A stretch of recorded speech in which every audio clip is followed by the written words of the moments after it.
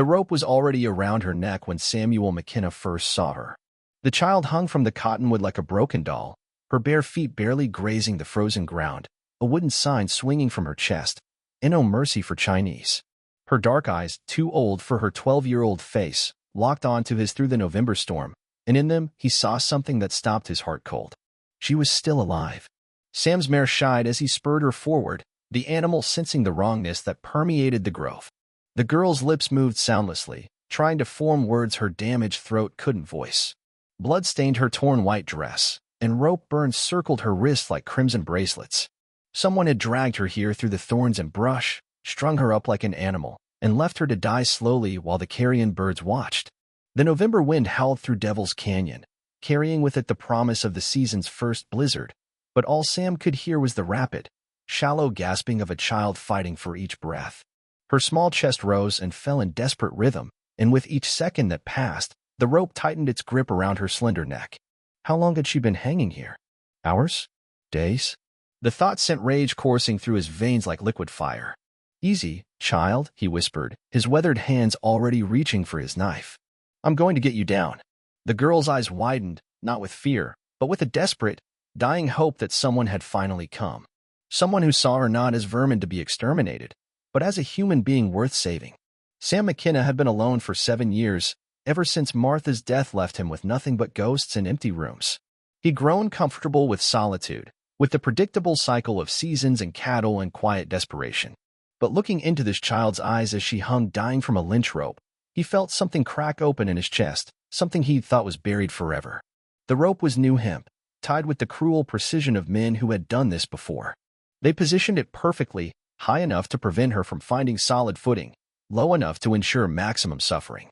This wasn't random violence.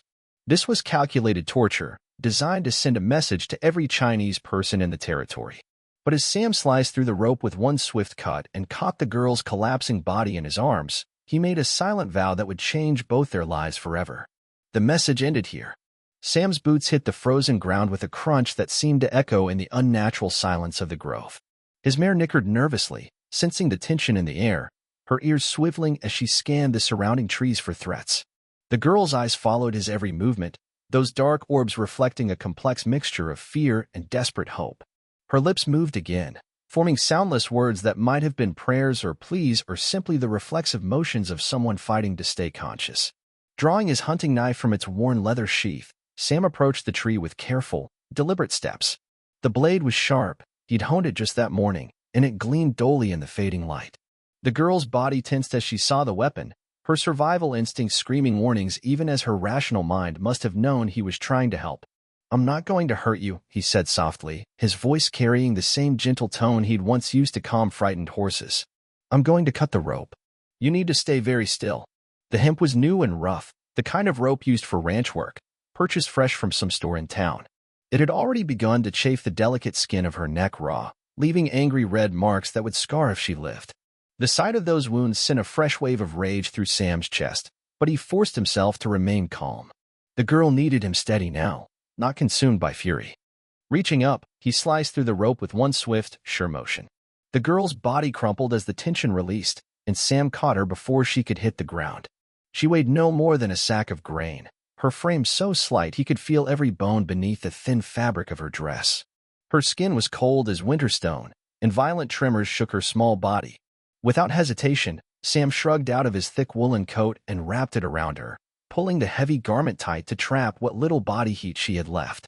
The coat dwarfed her tiny frame, making her look even younger and more vulnerable. She leaned into his warmth instinctively, her body seeking the comfort of human contact after what must have been hours of isolation and terror. "Can you hear me?" he asked, his voice gentle. She nodded weakly, tears streaming down her dirt-stained cheeks. "Good. You're going to be all right. I'm going to take you somewhere warm and safe." Her feet, he noticed with growing horror, were bare and had taken on the bluish tinge of severe cold. Cuts and scrapes covered her legs, and her arms showed the telltale marks of rope burns. Someone had bound her, dragged her through the wilderness, and strung her up like an animal. The calculated cruelty of it made his jaw clench with barely contained rage. Sam lifted her onto his horse, settling her in front of him where his body could shield her from the biting wind. She was so light he barely felt her weight, but the trust implicit in the way she leaned against him struck him like a physical blow. This child, who had every reason to fear adult men, was placing her life in his hands. As they rode away from the grove, the wooden sign fell to the ground with a soft thud, its hateful message lost in the gathering darkness. Sam didn't look back. There would be time later to think about who had done this thing, time to seek justice for the evil that had been committed in his peaceful valley. Now, there was only the girl and her need for warmth and safety. The wind picked up as they descended toward his cabin, carrying with it the first scattered snowflakes of the season. By the time they reached the valley floor, the storm had begun in earnest, and Sam found himself grateful for the weather. Snow would cover their tracks, would make it harder for anyone to follow. And something deep in his gut told him that before this was over, someone would come looking for the girl. His cabin sat in a protected hollow, smoke rising from the chimney like a beacon of hope against the storm. Sam had built the place himself, every log and board chosen with care, every room designed with Martha's comfort in mind. It had been their dream home, their sanctuary from the world. Now it would serve as sanctuary for this broken child. As he carried her toward the door, Sam caught sight of their reflection in the window glass, a tall, weathered man with graying hair and deep lines around his eyes, carrying a small Chinese girl who looked more dead than alive. They made an unlikely pair, thrown together by circumstance and cruelty, but something in that reflection looked right to him. Something that spoke of purpose and possibility in the chance for redemption. The door swung open with a familiar creak, and warmth rushed out to greet them. Sam stepped inside, grateful to be home, grateful to have saved a life, and utterly unaware that his own life had just changed forever. The interior of Sam's cabin wrapped around them like a warm embrace, the heat from the stone fireplace chasing away the mountain cold that had settled into their bones. Orange light danced across the log walls, casting shifting shadows that seemed to breathe with life. The space was simple but comfortable, a main room with a kitchen area, a bedroom beyond, and a small loft that Sam had always intended to turn into a nursery but never had. It was a bachelor's home, functional and sparse, lacking the small touches that made a house feel lived in. Sam set the girl down gently near the fire, her small form dwarfed by the massive stone hearth he'd built with his own hands. She pulled his coat tighter around herself, her dark eyes darting around the room like a trapped animal seeking escape routes. When he reached toward her to check her injuries, she flinched away violently, pressing herself against the wall with a small cry of fear. The reaction cut through Sam like a blade. How many hands had reached for her in violence? How many adult faces had she seen twisted with hate in the moments before her ordeal began? The fact that she was afraid of him, despite his rescue, spoke to trauma deeper than physical wounds. "I won't hurt you," he said, keeping his voice soft and his movements slow. "You're safe here. No one's going to hurt you again." She watched him with those enormous dark eyes, intelligence flickering behind the fear. When he offered her a tin cup of water from the pitcher on his table, she hesitated for long moments, studying his face as if trying to read his intentions.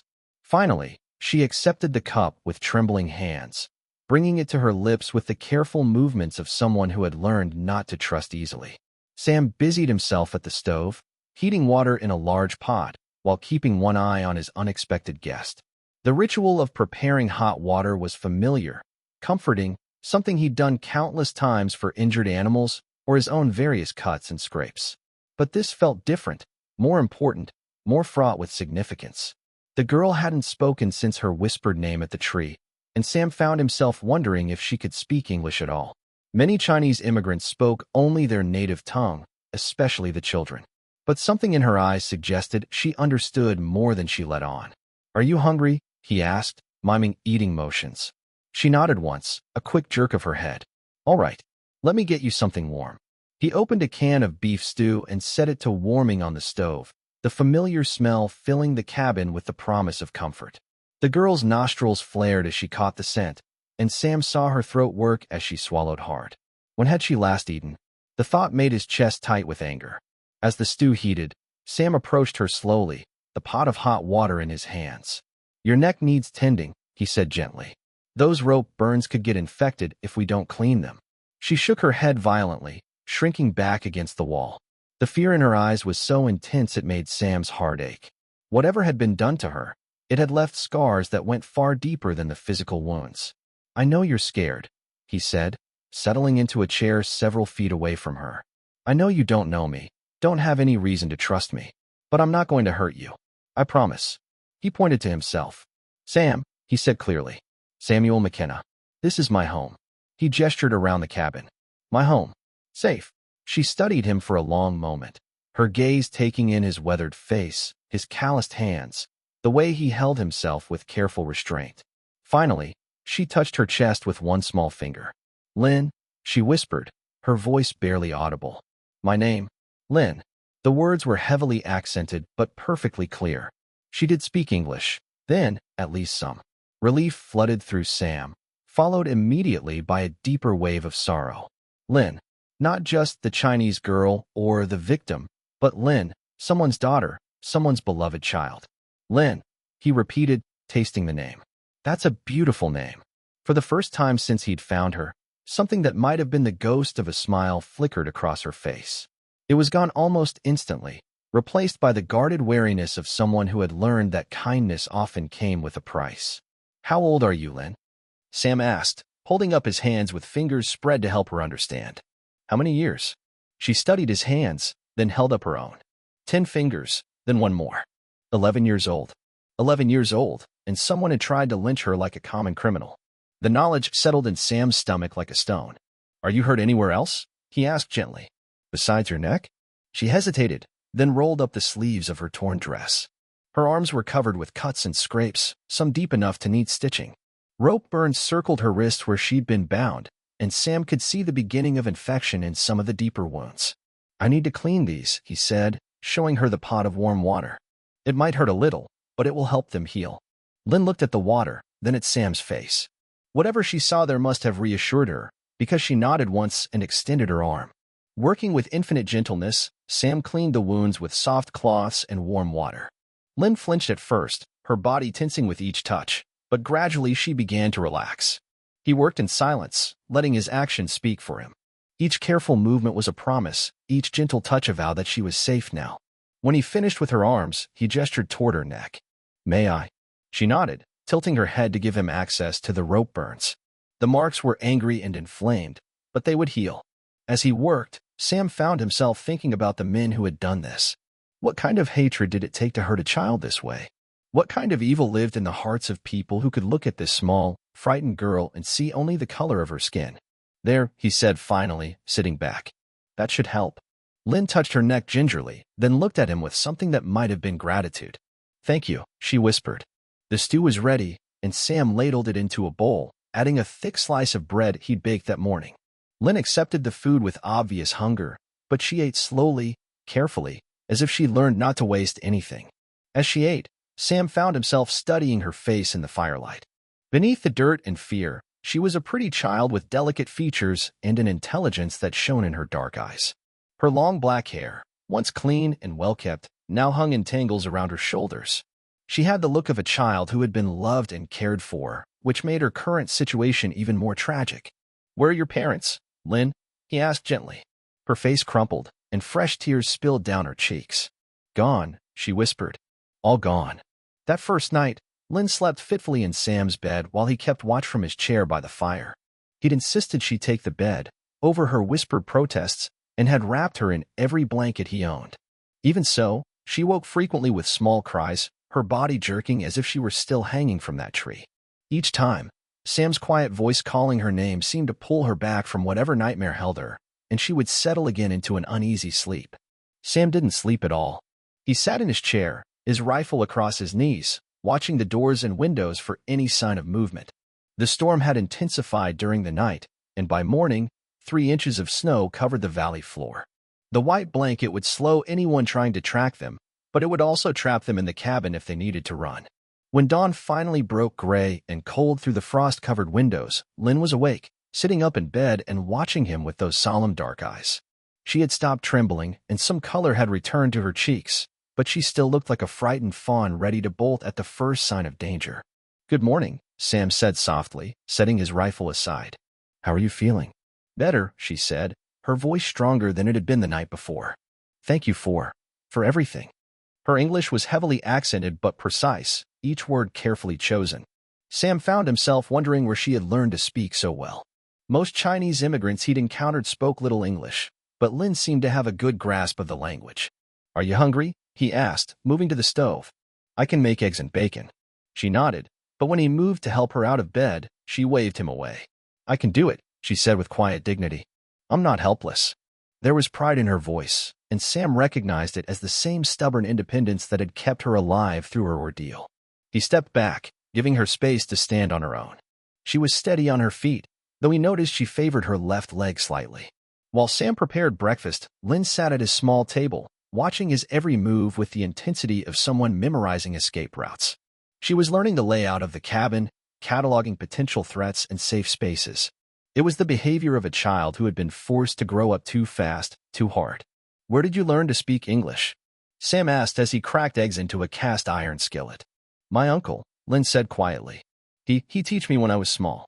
He say I need to know American words to live in America. Your uncle sounds like a wise man. Lynn's face darkened. He is dead now. The men, they hurt him bad. Him and my cousin both. Sam's jaw tightened. I'm sorry, Lynn. I'm truly sorry. She nodded, but didn't speak again until he set a plate of food in front of her. The eggs were perfectly cooked, the bacon crispy, and there was fresh bread with butter and jam. It was more food than she'd seen in days, and she ate with the careful attention of someone who had learned not to take sustenance for granted. This is good, she said, pausing in her eating. Very good. Thank you. You're welcome, Sam said, settling into the chair across from her. Lynn, I need to ask you something, and I want you to tell me the truth. Do you have any family left? Anyone who might be looking for you? She was quiet for a long moment, her dark eyes focused on her plate. When she finally spoke, her voice was barely above a whisper. No family. Uncle and cousin, they were all I had. Parents died in China before we come to America. We come for better life, but... She trailed off, her shoulders sagging with the weight of loss. You're not alone now, Sam said gently. You have me. She looked up at him, surprise flickering in her eyes. Why? She asked. Why you help me? You don't know me. It was a fair question, and Sam found himself considering his answer carefully. Why had he helped her? The easy answer was that it was the right thing to do, that any decent person would have done the same. But sitting here in the warm morning light, looking at this brave, broken child, he knew it went deeper than that. Because everyone deserves kindness, he said finally. Because you're just a child, and children should be protected, not hurt. Because... He paused, thinking of Martha, of the children they'd never had, of the loneliness that had eaten at him for 7 years. Because I think maybe we both need each other.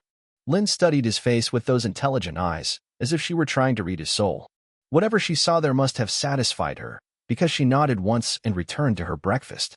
After they ate, Sam showed her around the cabin, pointing to objects and naming them in English. Table, chair, window, stove. She repeated each word carefully, her pronunciation improving with each repetition.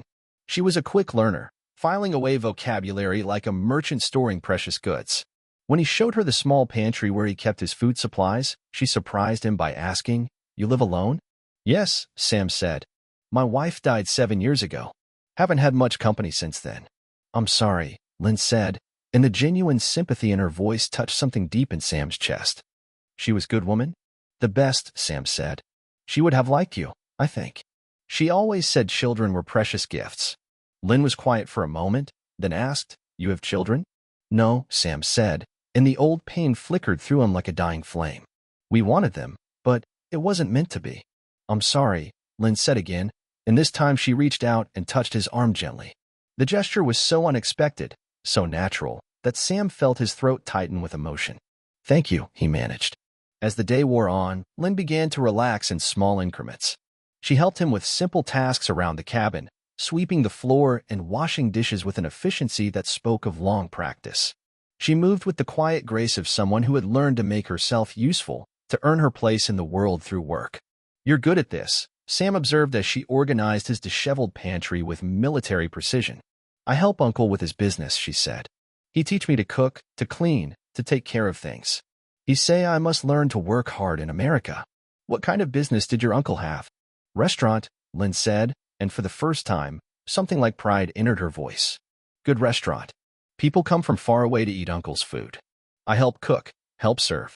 I know all the recipes. Sam found himself imagining this small girl working in a bustling restaurant kitchen, her hands quick and sure as she prepared meals for hungry customers. It painted a picture of the life she'd lost, the future that had been stolen from her by hatred and violence. Maybe someday you'll cook for me, he said. I'd like to taste your uncle's recipes. Lynn smiled then, a real smile that transformed her entire face. I would like that, she said. I would like that very much. That evening, as they sat by the fire, Lynn began to hum softly while she mended a tear in her dress. The melody was foreign but beautiful, lilting and sad and somehow hopeful all at once. It filled the cabin with something it hadn't held in years, the sound of family, of belonging, of home. Sam found himself humming along, his deeper voice harmonizing with her sweet soprano. When the song ended, they sat in comfortable silence, watching the flames dance in the fireplace. Lynn, Sam said finally, I want you to know that you're safe here. As long as you want to stay, this is your home. She looked at him with those dark eyes, and he saw tears glistening in the firelight. Even though I'm Chinese? Especially because you're you, Sam said firmly. Your race doesn't matter to me. What matters is that you're a good person, a brave person, and you deserve to be treated with respect and kindness. Lynn nodded, wiping her eyes with the back of her hand. Thank you, Sam. For everything. Thank you, Sam replied, for reminding me what it feels like to have someone to care about. The riders came on the fourth morning, their approach announced by the nervous whinnying of Sam's mare in the small corral behind the cabin. Sam had been teaching Lynn to read from one of Martha's old books, watching with amazement as she absorbed the English words with the hunger of someone starved for knowledge. At the sound of approaching horses, both of them froze, the book forgotten in Lynn's lap. Hide, she whispered, her face going pale with terror. No, Sam said firmly, rising from his chair. You stay behind me, but you don't hide. Not anymore. Through the frost-covered window, he could see 5 men on horseback, their breath and their mounts' breath creating small clouds in the cold morning air.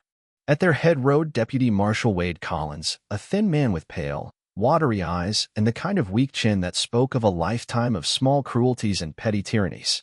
Behind him rode Tom Brennan from the general store, his round face flushed with cold and righteousness. The other 3 men Sam recognized as local ranchers, men he'd done business with, men he considered neighbors if not friends. All of them wore the hard expressions of a lynch mob dressed up as a legal posse.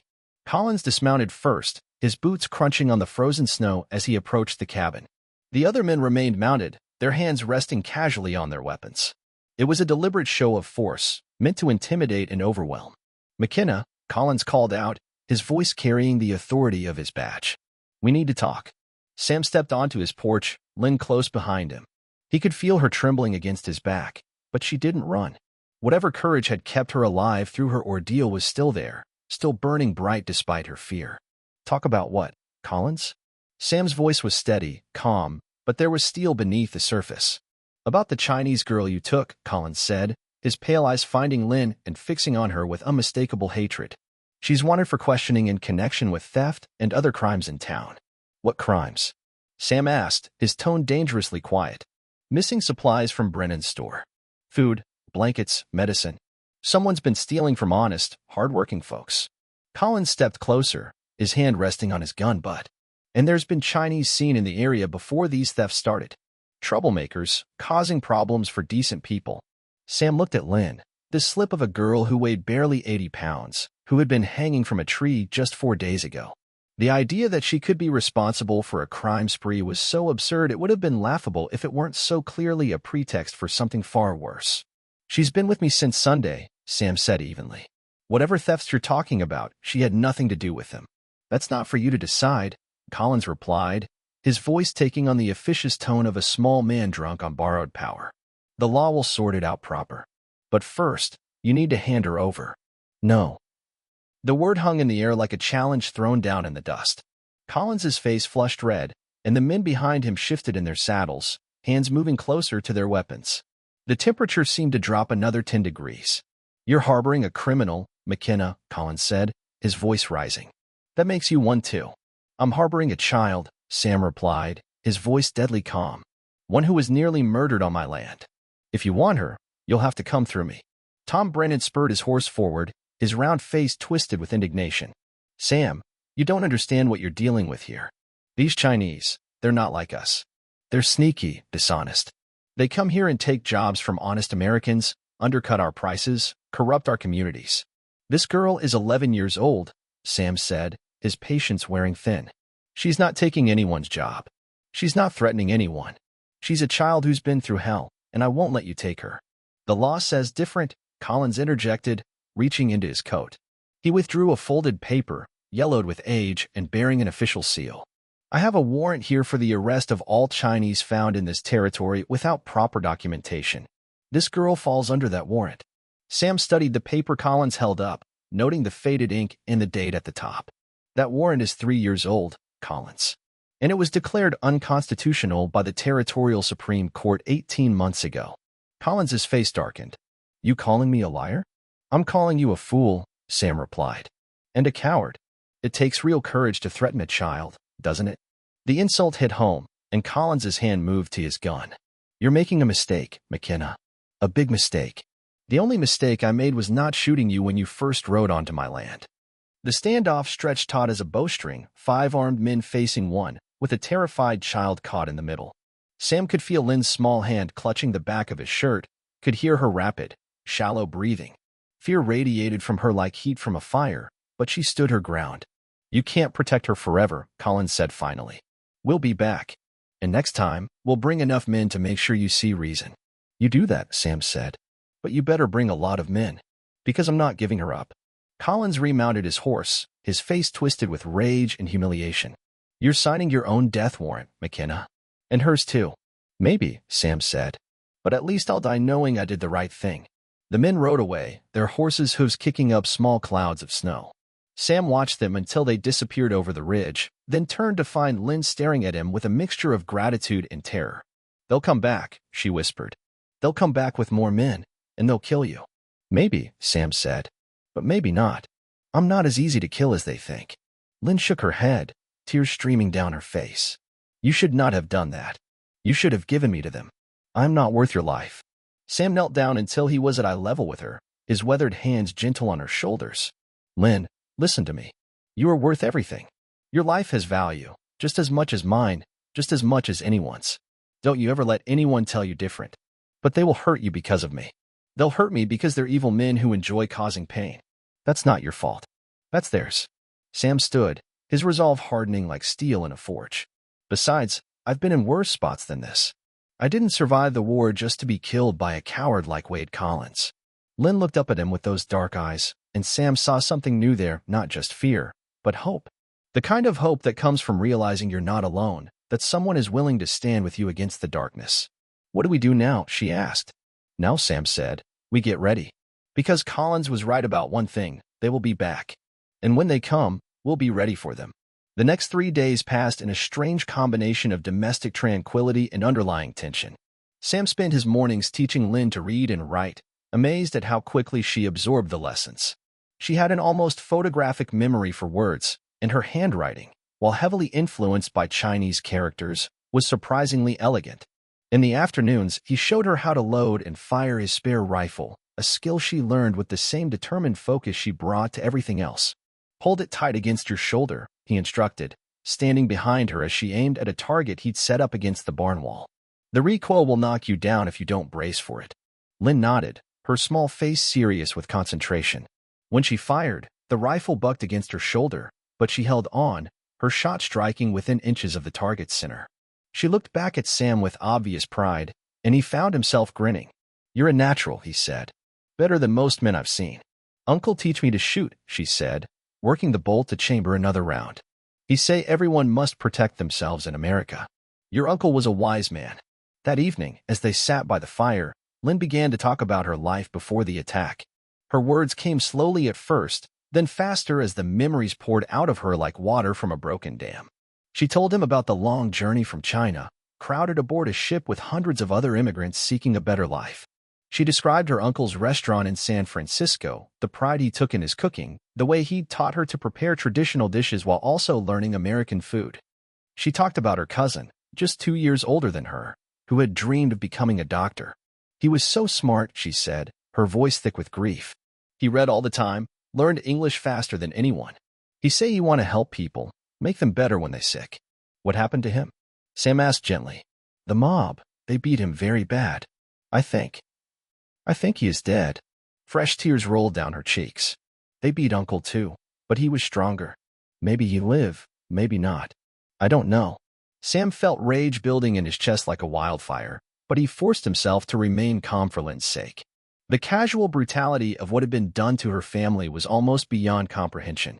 These weren't random acts of violence. They were calculated, systematic attempts to terrorize an entire community.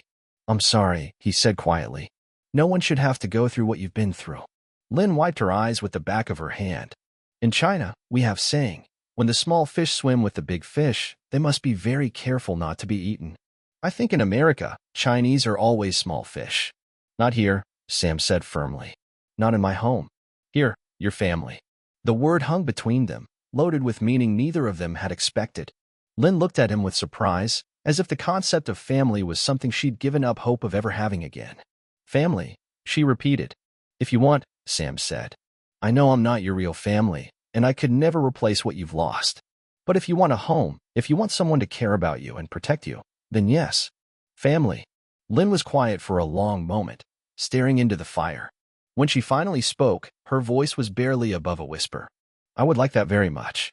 The next morning, Sam woke to the smell of something delicious cooking on his stove. He found Lin standing on a wooden crate she'd dragged from the pantry, stirring something in his largest pot. Steam rose from the mixture, carrying scents he'd never smelled before: ginger and garlic and something floral that made his mouth water. "What are you making?" he asked, impressed by the way she moved around his kitchen with practiced efficiency. "Congee," she said, not looking away from her work. "Rice porridge with ginger and herbs. Uncle's recipe. Good for cold weather."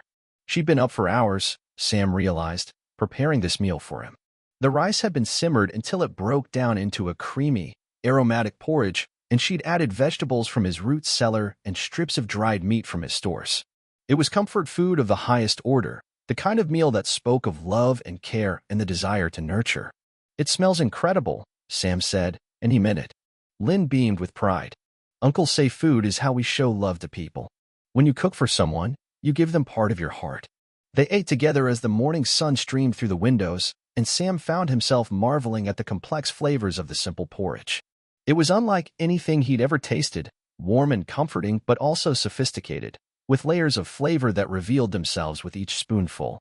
"This is the best breakfast I've had in years," he said honestly. "Really?" Lin's face lit up with joy. "You not just being nice?" "I never just say things to be nice," Sam said. "If I say it, I mean it."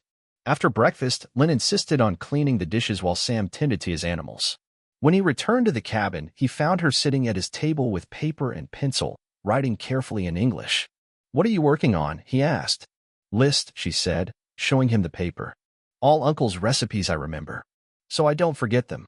Sam looked at the list, impressed by her neat handwriting and the detailed notes she'd made about ingredients and cooking methods.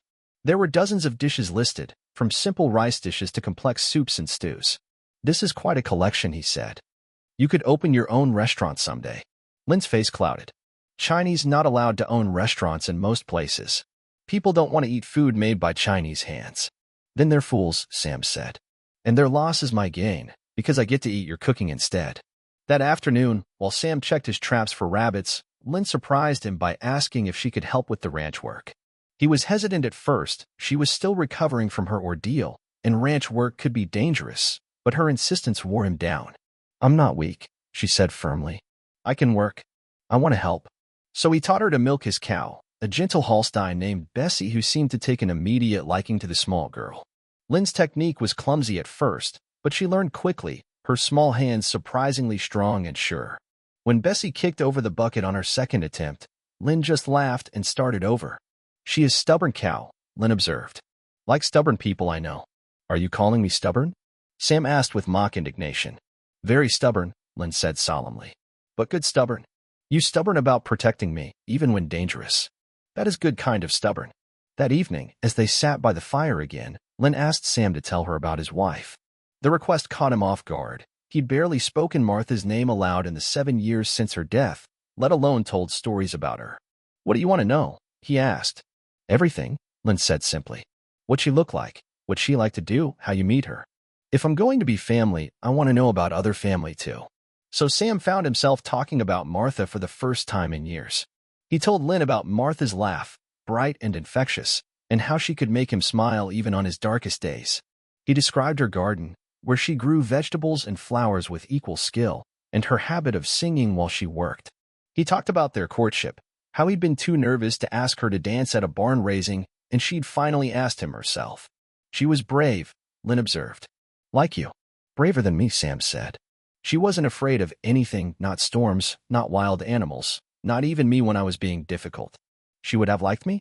She would have loved you, Sam said without hesitation. She always said children were life's greatest blessing, and she would have seen how special you were right away. Lynn smiled, and Sam realized it was becoming easier for her to do so.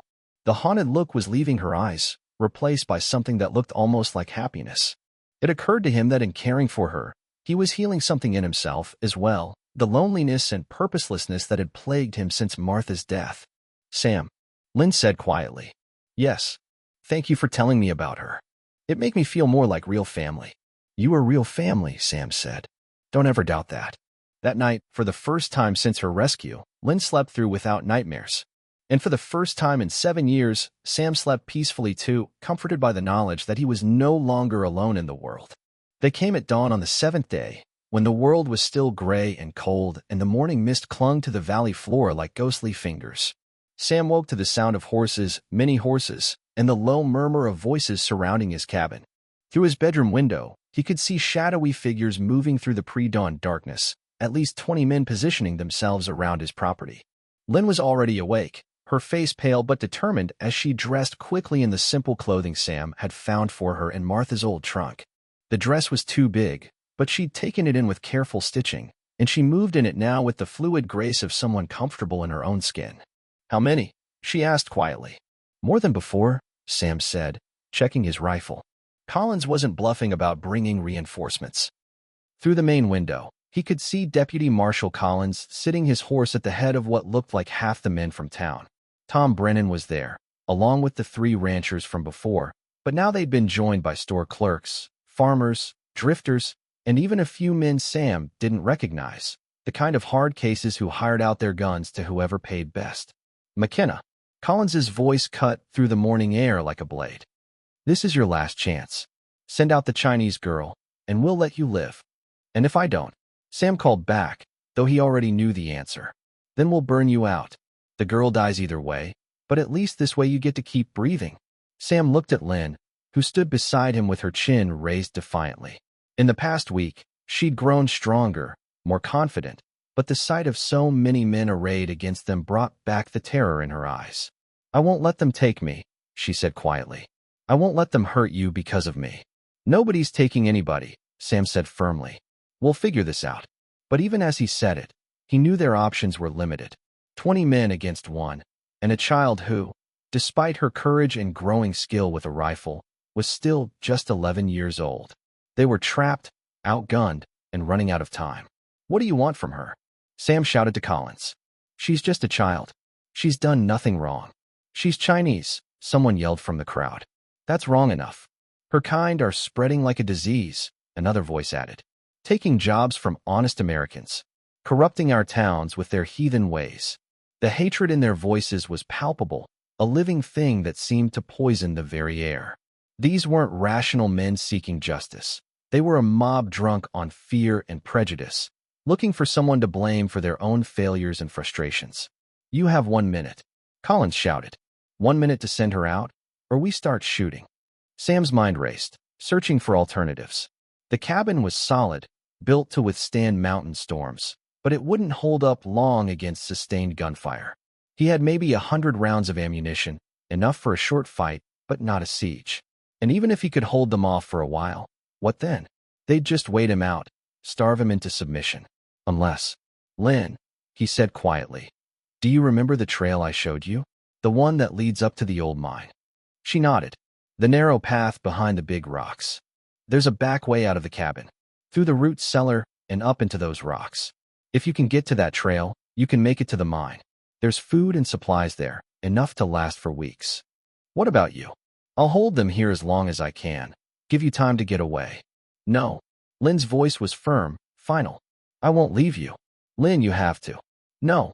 Her voice rose, and some of the old terror crept back into her eyes. Everyone I love dies.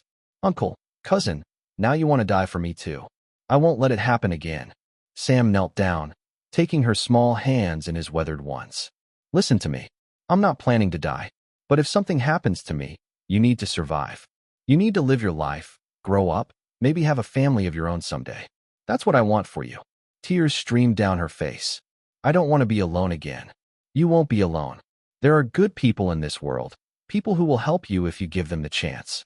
Judge Harrison in the county seat, Sheriff Martinez, they're honest men who believe in the law. Time's up, Collins shouted. Last chance, McKenna. Sam looked into Lynn's eyes, seeing his own fear reflected there. But beneath the fear was something else. Love, fierce and protective, and absolute. In 7 days, this child had become the center of his world, the daughter he'd never had, the future he'd thought was lost forever. I love you, Lynn, he said quietly, like you were my own blood. And because I love you, I need you to be safe. I love you too, she whispered. You're the best father I could ever have. The words hit Sam like a physical blow. Father. She'd called him father, and the title felt more right than anything had in years. Then trust me, he said. Trust your father to know what's best. Before Lynn could protest further, the shooting started. Bullets shattered the windows, sending glass flying across the cabin floor. Sam pushed Lynn down behind his heavy wooden table, then grabbed his rifle and returned fire through the broken window. The sound was deafening in the confined space, the sharp crack of rifles mixing with the deeper boom of shotguns and the whine of ricocheting bullets. Sam's first shot took down one of the attackers, sending the others scrambling for cover behind trees and rocks. The cellar, he shouted over the gunfire. Go now. Lynn hesitated, torn between obedience and the desperate need to stay with the only family she had left. Another volley of shots splintered the cabin's log walls, and Sam shoved her toward the kitchen. Go, he roared. That's an order. Lynn ran for the cellar door, tears streaming down her face. As she disappeared into the darkness below, Sam heard Collins screaming orders to his men. Surround the place. Don't let anyone escape. And somebody get the torches ready. Torches. They were going to burn him out, just as Collins had threatened. Sam realized with crystal clarity that this wasn't going to end with his surrender. These men wanted blood, wanted to make an example that would terrorize every Chinese person in the territory. They were going to kill him and Lynn both, no matter what he did. The thought filled him with a cold, deadly rage. If they wanted a fight, he'd give them one they'd never forget. The gunfight raged for 20 minutes before the first torch arced through a broken window, landing in a shower of sparks on Sam's wooden floor. He stamped it out quickly, but more followed, burning brands thrown by men who had positioned themselves on all sides of the cabin. The smell of smoke began to fill the air, and Sam knew he was running out of time. He'd wounded 3 more of the attackers, but they kept coming, emboldened by their numbers and the promise of an easy victory. Bullets chewed through the cabin's walls, and it was only a matter of time before one found its mark. McKenna. Collins's voice carried over the gunfire. You're finished. Come up now with the girl, and we'll make it quick. Sam ignored him, focusing instead on the sound of movement from the cellar. Had Lynn made it to the tunnel? Was she safe? The not knowing was almost worse than the bullets flying past his head. A new voice joined the shouting outside, someone Sam didn't recognize, speaking with authority. What's the meaning of this? What's going on here? The gunfire slackened, then stopped altogether. Sam risked a look through the window and saw a sight that made his heart leap with hope. Judge Harrison sat his horse at the edge of the clearing, flanked by Sheriff Martinez and a dozen federal marshals. The judge's face was thunderous with rage as he surveyed the scene. Stand down, Harrison commanded. All of you, put down your weapons immediately. Collins rode out to meet the judge, his face flushed with anger and embarrassment. Judge Harrison, you don't understand the situation here. McKenna is harboring a Chinese criminal, and he's fired on legally deputized peace officers. I understand perfectly, Harrison said coldly. I understand that you're conducting an illegal siege against a citizen of this territory based on trumped-up charges and racial hatred. Now see here. No, you see here. Harrison's voice cut through Collins's protest like a whip. I've been investigating the reports of vigilante violence in this area, and what I've found disgusts me. Lynch mobs masquerading as law enforcement, innocent people murdered for the crime of being different. Sam emerged from his cabin, his rifle still in his hands but pointed at the ground. Several of Collins's men raised their weapons, but the marshals were faster, their guns trained on the would-be lynchers. Where's the girl? Harrison asked Sam directly. Safe, Sam said. Hidden where these animals can't get to her. Judge, this man has obstructed justice, Collins began. The only obstruction of justice I see here is you, Harrison snapped. That warrant you've been waving around is not only expired, it was declared unconstitutional 18 months ago. Any actions taken under its authority are illegal. But the thefts? What thefts? Harrison pulled out a sheaf of papers. I've investigated every claim made against Chinese residents in this territory. Most were fabricated, the rest were cases of mistaken identity or outright fraud. There's no evidence linking this child to any crime. Collins's face went white. That's impossible. What's impossible, Harrison said, is that a deputy marshal could be so ignorant of the law he's sworn to uphold. Consider yourself relieved of duty, Collins. You'll be facing charges for inciting violence and attempted murder. The crowd of men began to murmur among themselves, uncertainty replacing their earlier bloodlust. Without Collins's authority to hide behind, they were just a mob, and most of them knew it. Sheriff Martinez, Harrison continued, please arrest Deputy Collins and any man who fired a weapon at this cabin. The rest of you, disperse immediately before I have you all charged as accessories. Most of the men didn't need to be told twice. They mounted their horses and rode away quickly, eager to distance themselves from what they now realized was an illegal action. Only the hardcore remained, Collins and 5 others who had too much invested in violence to back down easily. This ain't over, one of them snarled at Sam. You can't protect her forever. Actually, I can, Harrison said mildly. Because as of today, I'm issuing a territorial protection order for the child. Anyone who harms her or threatens her will face federal charges. Sam felt a wave of relief so intense it nearly buckled his knees. But his joy was tempered by worry. Lynn was still hiding, still terrified, and he needed to get to her. Judge, he said, I need to find Lynn. She's been through hell and all this shooting. Of course, Harrison said. Sheriff Martinez, please secure the area while Mr. McKenna retrieves the child. Sam ran to the cellar, his heart pounding. The tunnel entrance was hidden behind barrels of preserves, accessible only to someone who knew exactly where to look. He called Lynn's name softly as he squeezed through the narrow opening. He found her huddled in the abandoned mine shaft, clutching the rifle he'd taught her to use. Her face was streaked with tears and dirt, and she shook like a leaf in a high wind. Lynn, he said gently, it's over. You're safe. She looked at him with wild eyes. The shooting stopped. Are you hurt? Are they gone? I'm fine, and yes, they're gone. Judge Harrison came with federal marshals. Collins has been arrested. Lynn stared at him, as if she couldn't quite believe what she was hearing. Really? It's really over. Really, Sam said, reaching out to her. Come on, let's go home. She flew into his arms, and he held her tight, feeling her small body shake with sobs of relief. All the terror and trauma of the past week came pouring out of her, and Sam just held her, murmuring words of comfort and love. I was so scared, she whispered against his chest. I thought they would kill you. I thought I would be alone again. Never, Sam said fiercely. You'll never be alone again. I promise. When they emerged from the tunnel, Judge Harrison was waiting for them. His stern face softened when he saw Lynn, and Sam was surprised to see moisture in the older man's eyes. So this is the child who's caused such a stir, Harrison said gently. What's your name, young lady? Lynn, she said quietly, still clinging to Sam's hand. Lynn May. Well, Lynn May, I'm Judge Harrison. I've come to make sure you're safe, and that no one bothers you again. Lynn looked up at Sam uncertainly. It's all right, he assured her. The judge is here to help. Mr. McKenna, Harrison said, I'd like to speak with you privately for a moment.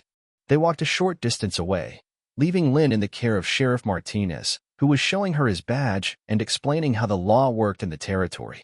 That's a brave little girl, Harrison observed. She's been through more trauma than most adults could handle. She's stronger than she looks, Sam said. But she needs stability, needs to know she's safe and wanted. Which brings me to my next question, Harrison said. What are your intentions regarding the child? She has no known family, no legal guardian. She'll need someone to care for her. Sam didn't hesitate. I want to adopt her, if she'll have me. Make it legal and proper. Harrison studied him carefully. That's a big responsibility. Are you prepared for what that means? The challenges you'll face. Judge, I've been alone for 7 years. These past weeks with Lynn have been the happiest I've been since my wife died. She's not just some stray I took in, she's my daughter in every way that matters. And the racial aspect? There will be people who disapprove, who might cause trouble. Let them, Sam said grimly. Anyone who has a problem with my daughter can take it up with me. Harrison smiled. I think you'll do just fine, Mr. McKenna. I'll start the adoption proceedings immediately. The legal proceedings took place in the county courthouse 3 weeks later, a stately brick building that represented law and order in a land where both were often in short supply. Sam sat in the front row with Lynn beside him, both of them dressed in their finest clothes for the occasion. Lynn wore a blue dress that Martha's seamstress in town had altered to fit her perfectly, and her long black hair was braided with a ribbon that matched the dress. Judge Harrison presided over the courtroom with the dignity and authority of a man who took his responsibility seriously. The gallery was packed with townspeople, some there out of genuine interest, others drawn by the novelty of a white man legally adopting a Chinese child. This court is here today, Harrison began, to consider the petition of Samuel McKenna to adopt the minor child known as Lynn May. Before we proceed, are there any objections to this adoption? Sam held his breath, half expecting someone to stand up and voice opposition. But the courtroom remained silent. Collins was in jail awaiting trial, and most of his supporters had slunk away once federal attention focused on their illegal activities. Very well, Harrison continued. Mr. McKenna, please state for the record your reasons for seeking to adopt this child. Sam stood, his weathered hands trembling slightly. Your Honor, Lynn came into my life at a time when I thought my chance for family was over. She's shown courage and strength that humbles me, and she's brought joy back into a house that had been empty for too long. I love her as if she were my own blood, and I want to give her the stable, loving home every child deserves. And Lynn, Harrison said gently, do you want Mr. McKenna to be your legal guardian? Do you want him to be your father? Lynn stood up, her small voice clear and strong in the hushed courtroom. Yes, Your Honor. Sam saved my life, but more than that, he gave me a family. He taught me that being Chinese doesn't make me less than anyone else, that I have value and dignity. I would be honored to be his daughter. There wasn't a dry eye in the courtroom. Even the court clerk was wiping his face with his handkerchief. Before I render my decision, Harrison said, I want to address something that I fear will be an ongoing issue. There are those in this territory who will not approve of this adoption, who will see it as somehow unnatural or wrong. To those people, I say this. The law recognizes no difference between the races when it comes to human dignity and the right to life, liberty, and the pursuit of happiness. He paused, his stern gaze sweeping the courtroom. Any person who threatens this child or her new father will face the full weight of federal law. I will not tolerate vigilante violence in my jurisdiction. Harrison picked up his gavel. It is the decision of this court that the petition for adoption is granted. Samuel McKenna, you are hereby declared the legal father of Lynn May McKenna, with all the rights and responsibilities that entails. The gavel fell with a sound like thunder, and Lynn threw herself into Sam's arms, tears of joy streaming down her face. Around them, the courtroom erupted in applause. Not everyone approved, but most people could recognize genuine love when they saw it. But even as they celebrated, Sam noticed a small group of men near the back of the courtroom who weren't clapping. Their faces were hard with hatred, and their eyes promised that this wasn't over. He recognized two of them as associates of Collins, men who had been among the attackers at his cabin. After the ceremony, as Sam and Lynn emerged from the courthouse into the bright afternoon sunlight, one of the men stepped forward. He was tall and lean, with the kind of pale, cold eyes that seemed to look right through you. Congratulations, McKenna, the man said, his voice dripping with false sincerity. You've got yourself a real pretty little China doll there. Keep walking, Hendricks, Sam said quietly, recognizing the man as Jake Hendricks, a known troublemaker who hired out his gun to anyone willing to pay. Oh, I'm walking, Hendricks said. But I'll be back. Me and the boys, we don't think it's right. A white man raising a Chinese brat sends the wrong message to decent folks. Lynn pressed closer to Sam, her small hand finding his. It's all right, she whispered. Don't let them make you angry. But Sam was past the point of calm reasoning. Hendricks, you threatened my daughter again, and I'll kill you where you stand. Hendricks laughed, but it was a cold, ugly sound. Your daughter?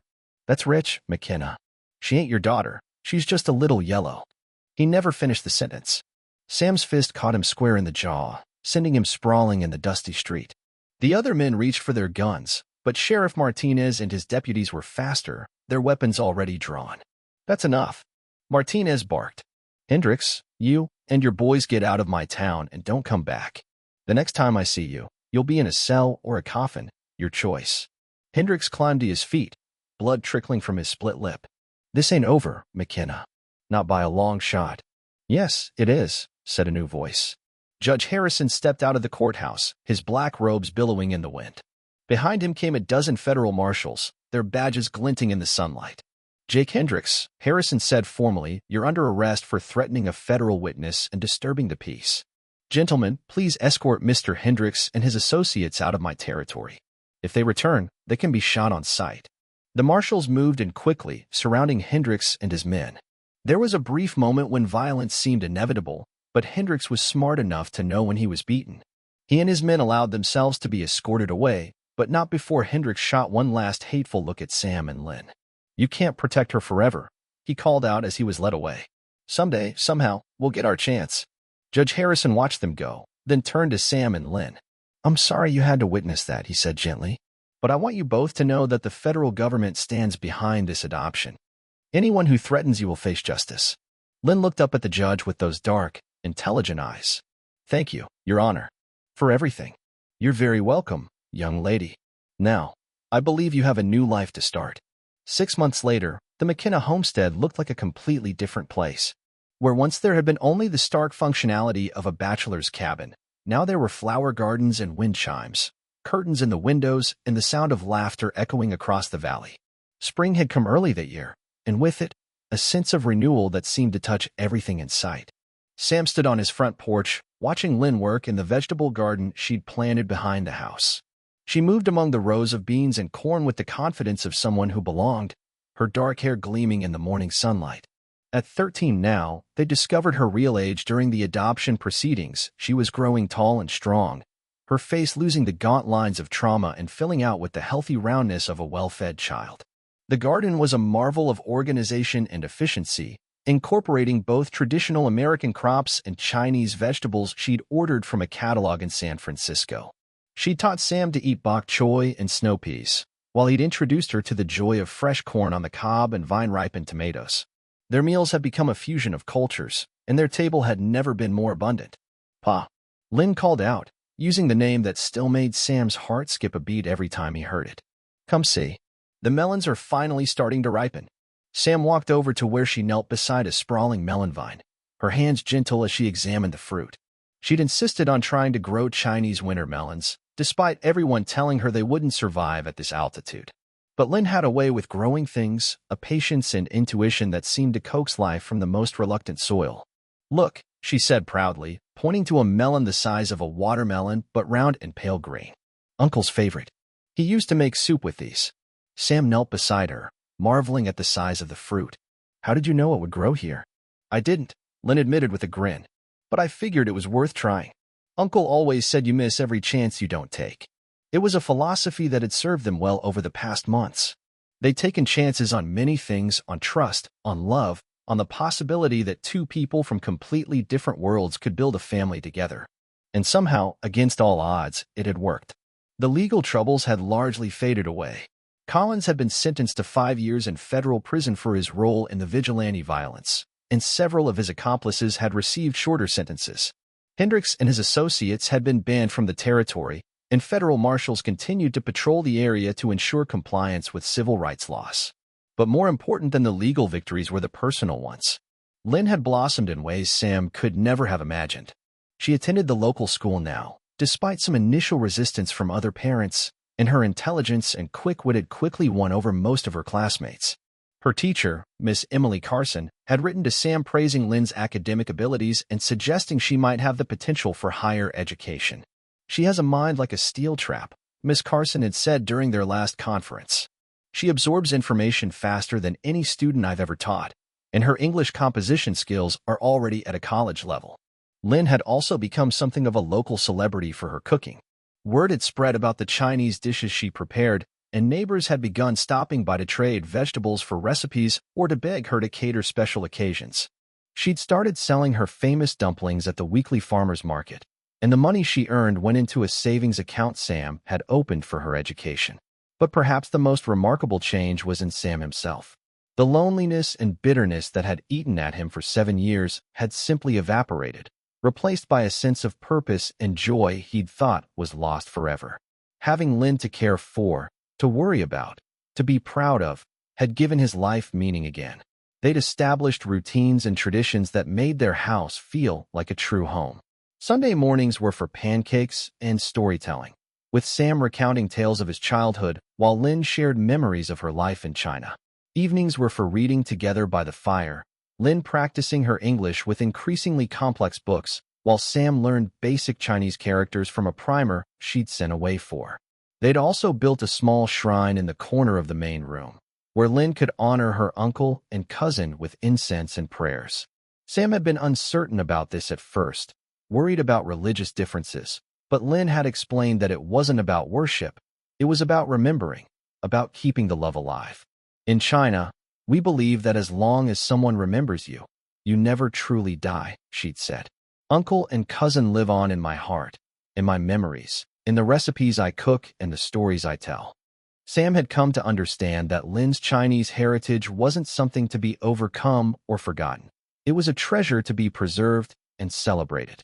He'd started learning about Chinese history and culture, amazed by the richness and depth of a civilization thousands of years old. Lin, in turn, had embraced American customs while maintaining her own identity, creating a unique blend that was entirely her own. The sound of approaching horses interrupted Sam's thoughts. A small wagon was making its way up the valley road, driven by a man Sam didn't recognize. As it drew closer, he could see a woman sitting beside the driver, and in the back of the wagon, several pieces of luggage. Lin had noticed the visitors too, and she stood up from her garden, wiping her hands on her apron. "Are we expecting someone?" she asked. "Not that I know of," Sam said, but something about the wagon seemed familiar. As it pulled up to their front gate, the woman in the passenger seat turned toward them, and Sam's breath caught in his throat. She was Chinese, middle-aged, with kind eyes and graying hair pulled back in a neat bun. But it was the man driving the wagon who made Lin gasp and drop her gardening tools. "Uncle," she whispered, then louder, "Uncle." The man climbing down from the wagon was thin and moved with the careful motions of someone still recovering from serious injuries. But his face was unmistakably Lin's uncle. His eyes found her across the yard, and tears began streaming down his weathered cheeks. Lin ran to him, her feet barely touching the ground. The reunion was everything Sam could have hoped for, tears and laughter and words tumbling over each other in both English and Chinese. Uncle Chun, as Sam learned his name was, held his niece as if he couldn't quite believe she was real, his hands trembling as they smoothed her hair. "I thought you were dead," Lin sobbed against his chest. "I thought they killed you." "Almost," Uncle Chun said, his English heavily accented but understandable. "Very close. But Judge Harrison, he find me in jail. He get me out, get me help. When I strong enough, he tell me about you, about your new father." Sam approached slowly, not wanting to intrude on the private moment, but needing to understand what was happening. Judge Harrison stepped down from the wagon, his face grave but kind. "Mr. McKenna," Harrison said quietly, "I should have sent word ahead, but I wasn't sure we'd find Mr. Chin alive. He's been recovering in a hospital in Denver for the past 4 months." Uncle Chin looked up at Sam, his eyes bright with tears and something that might have been gratitude. "You are the man who saved my Lin." "She saved herself," Sam said simply. "I just gave her a place to heal." Uncle Chin studied Sam's face for a long moment, then slowly released Lin and walked over to him. Without warning, the older man dropped to his knees in the dusty yard. "Uncle, no," Lin cried, rushing to help him up. But Uncle Chin waved her away, speaking directly to Sam in careful English. "You saved most precious thing in my life. You give her family when she have nothing. I can never repay such debt." "There's no debt," Sam said, helping the man to his feet. "Lin is my daughter now. Family takes care of family." Uncle Chin's eyes widened at the word, daughter, and he looked between Sam and Lin with obvious confusion. Judge Harrison stepped forward to explain. "Mr. Chin, the adoption is legal and binding. Lin is now Lin May McKenna, Mr. McKenna's daughter under territorial and federal law." Uncle Chin was quiet for a long moment, absorbing this information. Then he turned to Lin and spoke rapidly in Chinese. She responded in the same language, her voice earnest and pleading. The conversation went on for several minutes, with Uncle Chin's expression shifting from confusion to surprise to what looked like wonder. Finally, he turned back to Sam. "She tell me you're a good father. She tell me you protect her, teach her, love her like your own blood. She tell me she happy here, that this is her home now." "It is," Sam said firmly, "for as long as she wants it to be." "And you?" Uncle Chin asked. "You happy to have Chinese daughter? Some Americans, they not." Some Americans are fools, Sam interrupted. Lynn is the best thing that's happened to me in years. I'm proud to be her father. Uncle Chen nodded slowly, then bowed formally to Sam. Then I give you my blessing and my gratitude. The woman who had been waiting patiently by the wagon now stepped forward. She was younger than Uncle Chen, perhaps 40, with the calloused hands of someone accustomed to hard work. This is Mrs. Wong, Uncle Chen said. She helped me in hospital.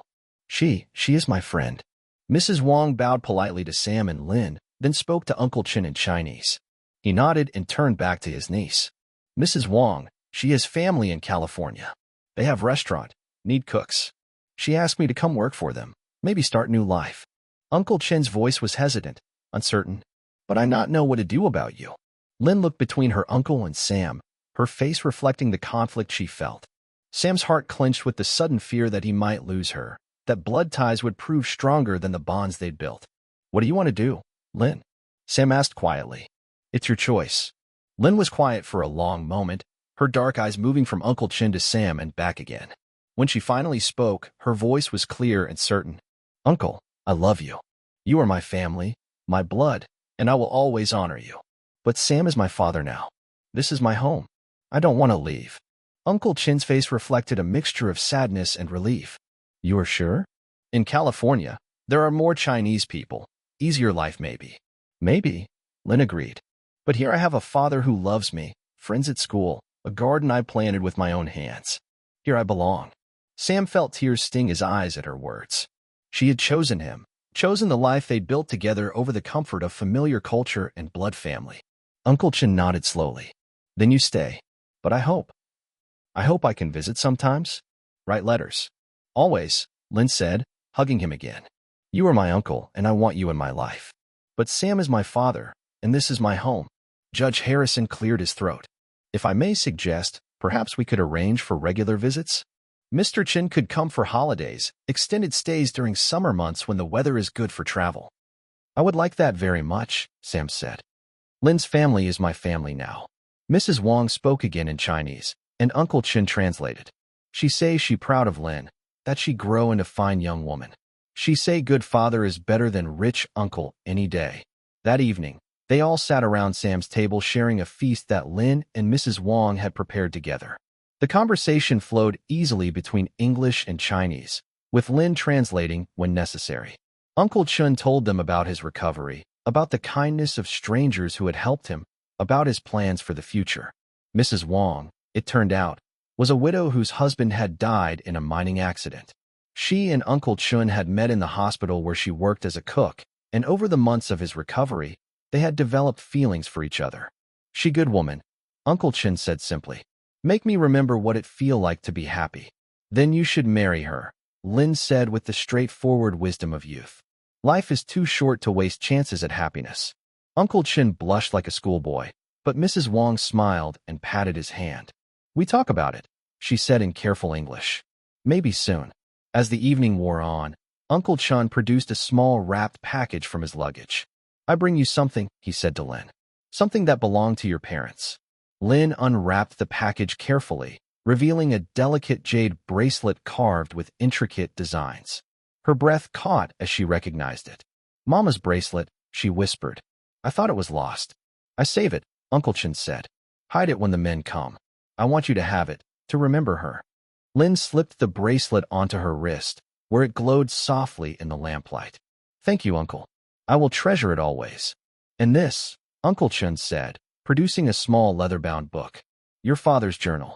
He write about his dreams for America, his hopes for your future. I think he would want you to have it. Lin accepted the journal with reverent hands, tears streaming down her face. These weren't just objects. They were connections to a past she'd thought was lost forever, links to parents she barely remembered but had never stopped loving. Sam watched the exchange with a full heart. He'd been afraid that Uncle Chen's return might threaten the bond he'd built with Lin, but instead, it seemed to strengthen it. She was choosing to stay not because she had no alternatives, but because this was truly where she belonged.